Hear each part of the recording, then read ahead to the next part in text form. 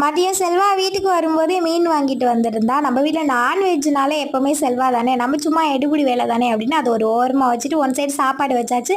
எப்போது மாதிரி தக்காளி வெங்காயம் எல்லாமே கட் பண்ணலாம் அப்படின்னு எல்லாமே எடுத்து வச்சுட்டு இருந்தேன். செல்வா இன்னைக்கு நீனே மீனை க்ளீன் பண்ணி குழம்பு வைன்னு சொல்லிவிட்டேன்.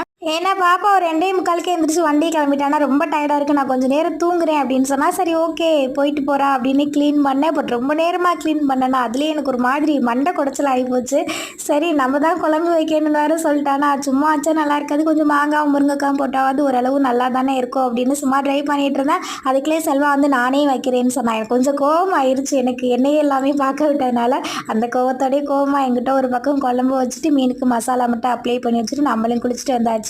வெளியில வந்து பார்த்தா நல்ல மழை. நல்ல வேலை எனக்கு ட்ரெஸ் துவைக்கலாம் தான் இருந்தது. செல்வா மீனெல்லாம் பொறிச்சு வரிசை அடுக்கி வச்சுட்டு இருந்தான். எனக்கு ஒன்றும் குழம்பு சரிப்பட்டு வரல.